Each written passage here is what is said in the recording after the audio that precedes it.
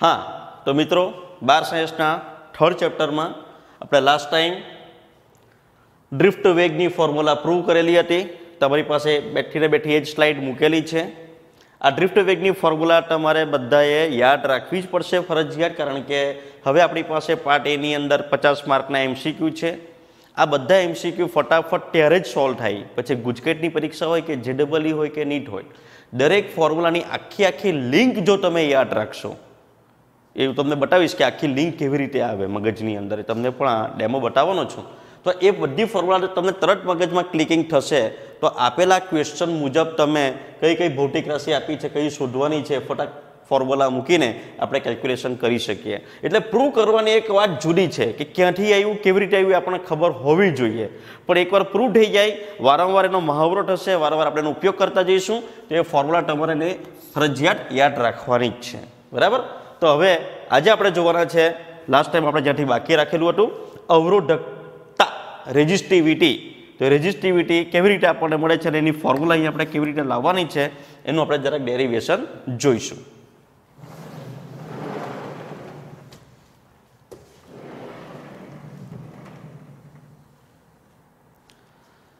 अहीं आगळी फरी पाछुं आपणे आजे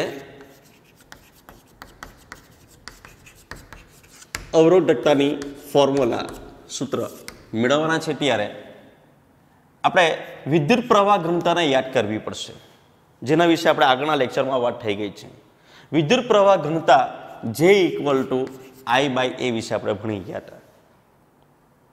આપણે તે દિવસે પણ તમને મેં વાત કરેલી કે J = I/A ફોર્મ્યુલા ત્યારે જ સાચી છે કે જ્યારે આપેલા આડછેદના ક્ષેત્રફળને લંબ રૂપે જ વિદ્યુત ભાર એટલે કે અહીંયા મુક્ત વિદ્યુત ભાર વાહક તરીકે ઇલેક્ટ્રોન લઈએ ગતિ કરતો હોય તો, જો એની સાથે આપેલા ક્રોસ સેક્શન एरिया नो एरियल वेक्टर अने विद्युत प्रवाह वच्चेनो ज एंगल थीटा बनतो होय तो आपणे विद्युत प्रवाह घनता ने I ना छेदमां A cos थीटा लखी शकीए। ओके, वेक्टर एनो कम्पोनंट आपणे आ डिरेक्शनमां लेवो पड़े એટલે A cos थीटा थाय। अत्यारे आपणे थीटा = 0 कयो थीटा = 0 तो के जे डिरेक्शनमां इलेक्ट्रिक करंट जतो होय ए ज डिरेक्शनमां जो आपणे कोई चार्ज लई लईए एनी गति तो बे वच्चेनो खूणो थीटा = 0 होय तो cos 0 = 1 थाय एटले I/A आवी जशे। तो अहीं आपणे ध्यानमां राखीशुं विद्युत प्रवाह घनता J = I/A ने। मित्रों ए सिवाय लास्ट टाइम विद्युत प्रवाह घनतानो एक बीजी पण फॉर्म्युला मेळवेली हती, जेने आपणे नाम आपेलुं अवरोध ओहमना नियम। ओहमना नियमनुं सदिश स्वरूप। तो ओहमना नियमना सदिश स्वरूप प्रमाणे विद्युत प्रवाह घनता J = सिग्मा * E विषे पण आपणे चर्चा करी गया छे। तो आ बेने हूँ कम्पेर करी देऊं अहीं आगळ तो मारी पासे J = I/A = सिग्मा * E आवे छे। हवे सिग्मा ने आपणे कंडक्टिविटी कहेता छे अने लास्ट टाइमनी चर्चामां कंडक्टिविटी अने रेजिस्टिविटीनी वात थई गई छे ते मुजब conductivity is nothing but one by resistivity. Conductivity और रेजिस्टिविटी बने एकबीजाना व्यस्तमां छे, वाहकता और अवरोधकता बने एकबीजाना व्यस्तमां छे। एटले हूँ लखी सकीश E/ρ। हवे जो मारे अहींया अवरोधकतानुं सूत्र मेळववानुं थाय तो आ I/A अने E/ρ मां हूँ रो ने फॉर्म्युला मेकर बनावुं, सूत्रोना करता बनावुं तो ρ = मारी पासे शुं आववानुं छे E * A ए ऊपर जशे E * A divided by I। हवे आपणे अहींयाथी मगजमारी करवानी छे। मारी फॉर्म्युला डेरिवेशन करवानी आखी मेथड टेक्स्टबुक करता भले थोड़ी डिफरंट होय पण बहुत सरळ थई जशे आ काम। अहीं आपणे विद्युत प्रवाहनो विचार करता होईए आपणे तो विद्युत प्रवाह I बराबर लखी शकाय Q/T, जेना विषे आपणे खबर छे। ओके, Q = N * E/T ए पण आपणे भणी गया छे। शरूआतथी पहला चेप्टरमां पण आवे छे अने त्रीजा चेप्टरमां पण एना विशेनी माहिती आपणी पासे छे ज। हवे अहींया N ए कहेवाय इलेक्ट्रॉननी એટલે કયા ઇલેક્ટ્રોન? મુક્ત ઇલેક્ટ્રોન જે રેન્ડમલી મોશન કરતા છે, અષ્ટવ્યસ્ત ગતિ કરતા છે, એવા મુક્ત ઇલેક્ટ્રોનની સંખ્યા ઘનતા એ સંખ્યા ઘનતા બતાવે છે। હવે સંખ્યા ઘનતાનો મતલબ શું થાય તો કે સંખ્યા ઘનતા એટલે આપેલા કંડક્ટરમાં રહેલા ઇલેક્ટ્રોનની કુલ સંખ્યા n ભાગ્યા તે કંડક્ટર કે તે સુવાહકનું કુલ કદ એકમ કદમાં રહેલા ઇલેક્ટ્રોનની સંખ્યા એને આપણે કહેતા છે સંખ્યા ઘનતા। તો આ કદ અને સંખ્યા અહીંયા મારે લેવું પડશે capital N, total number of electron, બરાબર। અને સંખ્યા ઘનતા અને કુલ સંખ્યા વચ્ચેનું રિલેશન મારી પાસે કંઈક આ પ્રમાણે છે। તો n ઇઝ ઇક્વલ ટુ મને મળવાનું છે n ઇન્ટુ v। હવે આ વોલ્યુમ અને સંખ્યા ઘનતા વિશે જો આપણે થોડુંક વિચારવું હોય તો વિચારી શકીએ કે મારી પાસે માની લો કે આ ગુડ કંડક્ટર સુવાહક છે, એનો ક્રોસ સેક્શન એરિયા મારી પાસે a જેટલો છે, એની લેન્થ મારી પાસે l જેટલી છે। આમાં ઘણા બધા આ જે હું ડોટ્સ બધા બતાવું છું એ બધા ડોટ્સ જે આપણે free moving mobile charge carriers ઇલેક્ટ્રોનનો જે વિચાર કરતા છે એ બધા ઇલેક્ટ્રોન્સ છે। આ બધા ઇલેક્ટ્રોન્સ રેન્ડમલી મોશનમાં જ છે। હવે આ કંડક્ટરનું ટોટલ વોલ્યુમ કેટલું થયું? v is equal two l into a। હવે આપણે લાસ્ટ ટાઈમ જે ડ્રિફ્ટ વેગનો વિચાર કરી ગયા છે એ ડ્રિફ્ટ વેગની ફોર્મ્યુલા આપણે લખેલી હતી, મેળવેલી હતી E/m ઇન્ટુ τ। મિત્રો એક વસ્તુ તમારી ટેક્સ્ટબુકમાં અહીંયા આગળ માઇનસ આપેલું છે। માઇનસ આપવાનું રીઝન એ હતું કે વિદ્યુત ક્ષેત્રની વિરુદ્ધ દિશામાં ઇલેક્ટ્રોન ગતિ કરે છે, એટલે વિદ્યુત ક્ષેત્ર જ્યારે સદિશ રાશિ લઈએ, ડ્રિફ્ટ વેગ સદિશ રાશિ છે, બે સદિશો વિશે વિચાર કરવાનો થાય ત્યારે આગળ માઇનસ લખવું બહુ જરૂરી છે। પણ આપણે જ્યારે એના મોડ્યુલનો વિચાર કરતા હોઈએ, એના માનાંકનો વિચાર કરતા હોઈએ, એના માત્ર મૂલ્યનો વિચાર કરતા હોઈએ ત્યારે આપણે માઇનસને બદલે અહીંયા એની વેલ્યુ પોઝિટિવમાં લઈશું। હવે ડ્રિફ્ટ વેગનો સીધો સંબંધ l જોડે છે। કેવી રીતે સમજીએ? આપણને ખબર છે વેગ બરાબર અંતર ભાગ્યા સમય। આ બધી વસ્તુઓને ડિરાઈવ કરતા બહુ આનંદ એટલા માટે થાય છે કે આ બધી વસ્તુ ટેક્સ્ટબુકમાં ડાયરેક્ટ સીધી આપી દીધેલી છે વિધાઉટ એની ડેરિવેશન। તો કોઈ મેથેમેટિકલ સ્ટેપ વચ્ચેના બધા જે નથી એવું તમને લોકોને અહીંયા બતાવવા માંગુ છું। વેગ બરાબર અંતર ભાગ્યા સમય। અંતર કયું લેવાનું તો કે મારી પાસેનો આ ઇમેજ કરેલો એક ઇલેક્ટ્રોન અથવા મેં કન્સિડર કરેલો એક ઇલેક્ટ્રોન એના એક એન્ડ પોઈન્ટ પરથી બીજા એન્ડ પોઈન્ટ ઉપર રેન્ડમલી મોશન કરતો જવાનો છે, ત્યારે એ ઇલેક્ટ્રોન કેટલું ટ્રાવેલિંગ કરવાનો? l લેન્થ જેટલું ટ્રાવેલિંગ કરવાનો। તો મારી પાસે અંતર જે આવી ગયું છે તે l જેટલું આવી ગયું છે। માની લો કે 1.2 સેકન્ડ પોઈન્ટ ટ્રાવેલિંગ કરવા માટે લાગતો ટાઈમ ડ્યુરેશન એને આપણે લઈએ t, સમયનો અંતરાલ જે થવાનો છે ટેક્સ્ટબુકમાં ડેલ્ટા ટી આપ્યો હશે, હું અહીંયા ટી લઈ લઉં છું, કોઈ ફરક પડવાનો નથી। અને આ કયો વેગ તો કે વિદ્યુત ક્ષેત્રની હાજરી હશે તો જ ચોક્કસ ડિરેક્શનમાં ગતિ કરવાનો છે। એટલે વિદ્યુત ક્ષેત્રની જ્યારે હાજરીમાં ઇલેક્ટ્રોન ગતિ કરવાનો હોય ત્યારે એ વેગ આપણે કહેતા છે ડ્રિફ્ટ વેગ। એટલે એ વેગને મારે લઈ લેવાનો અહીંયા ડ્રિફ્ટ વેગ vd। મેં તમને પહેલાં જ કહ્યું તે પણ ડ્રિફ્ટ વેગ અને લંબાઈ વચ્ચેનો એક રિલેશન છે તે અહીંયા આપણને આ રીતે મળે છે। ફોર સિમ્પ્લિસિટી આપણને ખૂબ સરળ પડે એટલા માટે આપણે કામ કરીશું, ટાઈમ ઇન્ટરવલ 1 સેકન્ડ લઈ લઈએ। એક પોઈન્ટ પરથી ઇલેક્ટ્રોનને બીજા પોઈન્ટ પર જવા માટે માનો કે ખાલી 1 સેકન્ડ લાગે છે, 1 સેકન્ડના ટાઈમ ઇન્ટરવલ લેવામાં આવે તો મારી પાસે ડ્રિફ્ટ વેગ કેટલો થશે? l જેટલો થઈ જશે। એટલે હવે l ને બદલે હું અહીંયા ડ્રિફ્ટ વેગ vd લખી શકીશ। ક્યારે? 1 સેકન્ડના ટાઈમ ઇન્ટરવલની અંદર। તો એ વખતે મારી પાસે હવે વોલ્યુમ કેટલું થઈ જવાનું તો કે l ને બદલે હું લખી શકું vd અને મારી પાસે ક્રોસ સેક્શન એરિયા એ તો છે જ। એટલે મારી પાસે આખા કંડક્ટરનું volume in terms of drift velocity થઈ ગયું v, capital V is suggest volume of that conductor is equal to drift velocity into cross section area, v બરાબર vd ઇન્ટુ a। આ કેપિટલ vd જે મને વેલ્યુ મળે છે વેલ્યુને ત્યાં હું સબસ્ટિટ્યુટ કરી દઉં તો મારી પાસે n ઇઝ ઇક્વલ ટુ આવશે small n as it is સંખ્યા ઘનતા અને કેપિટલ V યાની કે મારી પાસે અહીંયા આવી ગયું vd ઇન્ટુ a। આ મારી પાસે કેપિટલ n આવી ગયું જેની જરૂર મને આ જગ્યા ઉપર છે કારણ કે મારે વિદ્યુત પ્રવાહ શોધવાનો છે। અને આ વિદ્યુત પ્રવાહને શોધીને મારે એને આ ફોર્મ્યુલામાં મૂકી દેવાનું છે. તો હવે આપણે n ની વેલ્યુ સબસ્ટિટ્યુટ કરીશું.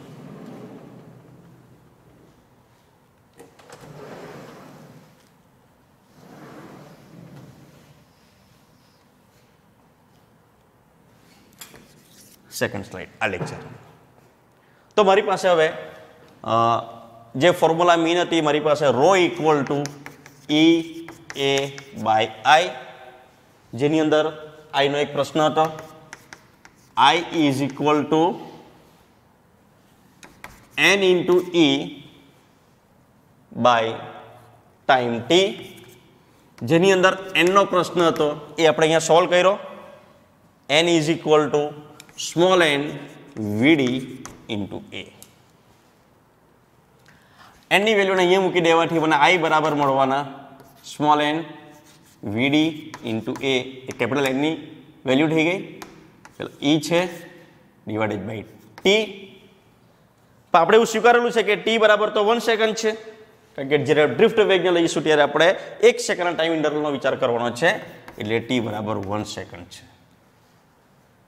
તો I બરાબર મારી પાસે થઈ ગયું n E Vd into A.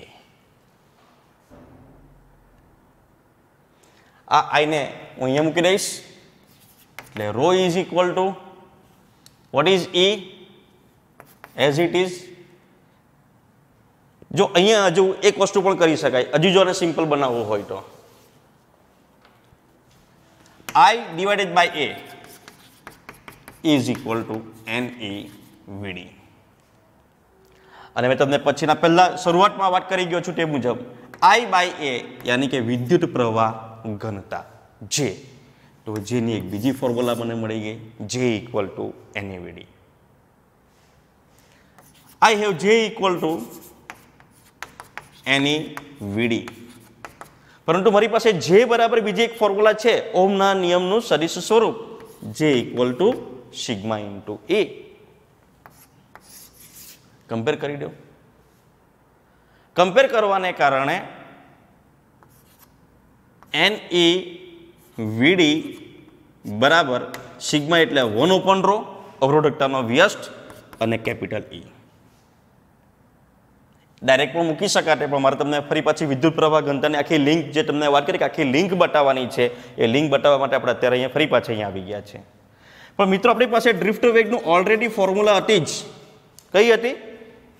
જે મેળવેલી હતી આપણે last time, E by m into tau. Drift વેગની આ ફોર્મ્યુલા હું અહીંયા સબસ્ટિટ્યુટ કરી દઉં, એટલે n E Vd ની formula E by m into tau is equal to 1/ρ into E. E cancel from both side. Therefore, I have NE square into tau by m is equal to 1/ρ. So, rho is equal to m upon NE square tau. This is our desired formula which we are going to prove here. તો આ થઈ ગઈ આપણી અવરોધકતાની formula, where mass m is equal to mass of electron, n is equal to number density of electron, E is equal to charge of electron, and tau is equal to relaxation time. It is time between two cumulative collision of electron with the positive ions in given good conductor. તો અવરોધકતાનું આ formula તમારે આખી વ્યવસ્થિત રીતે યાદ રાખવાની રહેશે. ફરી પાછી એની જોડે આપણે જોઈ લઈએ કે વિદ્યુત પ્રવાહ ઘનતાની આખી લિંકની આપણે યાદ રાખવાની જે વાત કરી હતી, એ વિદ્યુત પ્રવાહ ઘનતા આખી લિંક તમે કેવી રીતે યાદ રાખશો અહીંયા આગળ. તો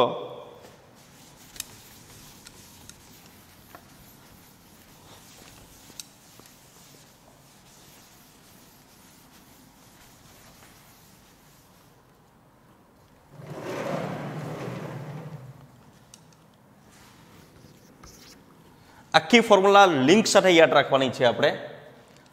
તમારી પાસે પ્રશ્ન આવે વિદ્યુત પ્રવાહ ઘનતાનો, તો વિદ્યુત પ્રવાહ ઘનતાનું કનેક્શન ક્યાંથી થયું અને ક્યાં સુધી ચાલશે?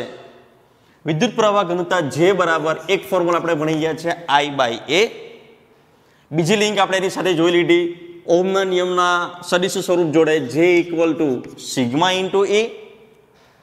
ત્રીજી ફોર્મ્યુલા અત્યારે આપણે ડ્રિફ્ટ વેગ જોડે જોઈ અવરોધકતાના ઉદ્ગમના થિયરીની અંદર J = NE/VD. તો મારો કહેવાનો મતલબ એમ થાય કે જ્યારે આપણી પાસે ગુજકેટની પરીક્ષા હોય, નીટની પરીક્ષા હોય, JEEની પરીક્ષા હોય, તમને લોકોને વિદ્યુત પ્રવાહ ઘનતા એટલે આપણા મગજમાં એવું જ આવે કે ભાઈ વિદ્યુત પ્રવાહ ઘનતા એટલે I/A. પણ વિદ્યુત પ્રવાહ ઘનતા બીજી અન્ય કેટલી કેવી રીતે ભૌતિક રાશિ સાથે કનેક્શનમાં છે, આ આખી લિંક યાદ કરી રાખશું તો બહુ મજા આવશે. કોઈ પણ પ્રશ્ન, કોઈ પણ MCQ આપણે ચપટી વગરતા સોલ્વ કરી શકીએ. અને દરેકની અંદર ફરી પાછું VD = once again EE/m × τ.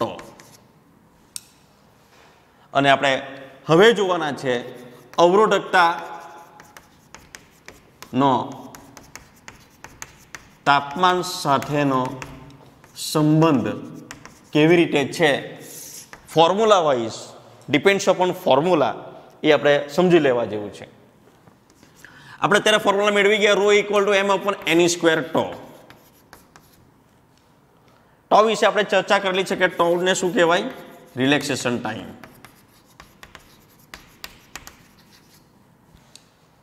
હવે જોજો, આપેલા કંડક્ટરની અંદર એના બંધારણ મુજબ ધન આયનોની વચ્ચેના અવકાશમાં જે ફ્રી ઇલેક્ટ્રોન અસ્તવ્યસ્ત ગતિ કરે છે, એ ઇલેક્ટ્રોનની પાસે ઇનિશિયલી થર્મલ એનર્જી તો છે જ, વિધાઉટ એપ્લાઇંગ એની ઇલેક્ટ્રિકલ એનર્જી.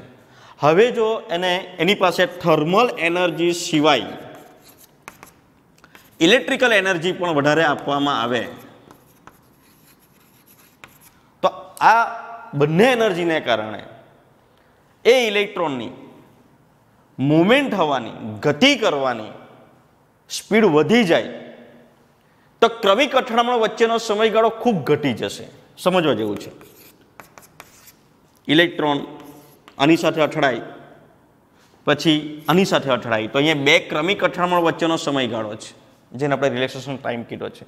હવે જો આ ઇલેક્ટ્રોનની પાસે માત્ર થર્મલ એનર્જી હોય તો એ વખતે એની ગતિ ધીમી રહેશે. જો એ જ થર્મલ એનર્જી ઇન્ક્રીઝ થાય તો એની ગતિ વધી જશે. પણ અહીંયા મારી પાસે થર્મલ એનર્જી સિવાય ઉપરાંત વધારાની ઇલેક્ટ્રિકલ એનર્જી છે. એને કારણે આ ઇલેક્ટ્રોન ફાસ્ટ મૂવ થવાનો, એકદમ સ્પીડીલી મૂવ થવાનો. સ્પીડીલી મૂવ થવાને કારણે ક્રમિક અથડામણ વચ્ચેનો સમયગાળો ઘટી જવાનો, તરત અથડામણ થવાની.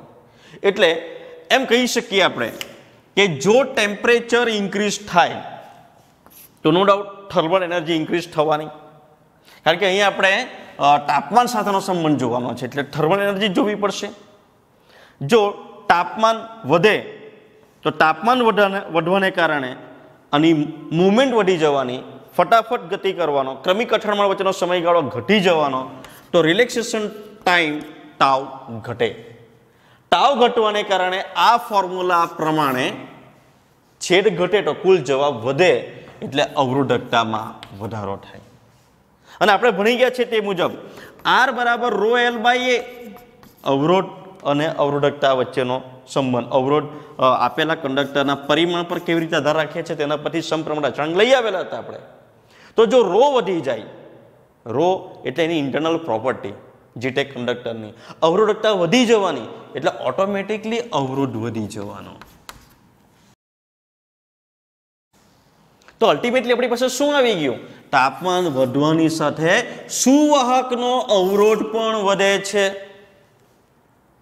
અચ્છા, અવરોધકતા વધી ગઈ તો વાહકતા ઘટી ગઈ, વાહકતા ઘટી ગઈ તો કન્ડક્ટન્સ એ પણ ઘટી ગયું. ઇન્વર્સલી પ્રોપોર્શનલ ટુ છે. સાયમલ્ટેનિયસલી તમે તમારી જાતે પણ વિચારી શકો હવે કે જો તાપમાન ઘટી જાય, એ જ કંડક્ટરને હોટ રૂમમાંથી કોલ્ડ રૂમમાં મૂકી દેવામાં આવે તો રૂમ ટેમ્પરેચર ઘટી ગયું. રૂમ ટેમ્પરેચર ઘટી જવાને કારણે હવેનો રિલેક્સેશન ટાઈમ વધી જવાનો, કારણ કે હવે ધીમે ધીમે ગતિ કરશે. તો બે ક્રમિક અથડામણ વચ્ચેનો સમયગાળો એની પાસે વધી જવાનો, રિલેક્સેશન ટાઈમ વધી ગયો. ટાઈમ વધવાને કારણે છેદ વધ્યો તો પરિણામી જવાબ ρ ઘટે. ρ ઘટે એટલે રો ઘટવાને કારણે તે કંડક્ટરનો અવરોધ પણ ઘટશે. આપણે કહી શકીએ કે અવરોધકતા અને વાહકતા એકબીજાના વ્યસ્ત હોવાને કારણે અવરોધકતા ઘટે છે તો વાહકતા વધશે અને અહીંયા આગળ કન્ડક્ટન્સ વધશે. તો આ વાત થઈ ગઈ અવરોધકતાનો તાપમાન સાથેનો સંબંધ કેવો છે તેના વિશેની વાત. તો આપણે આ રોનો ફોર્મ્યુલા યાદ રાખવાની રહેશે.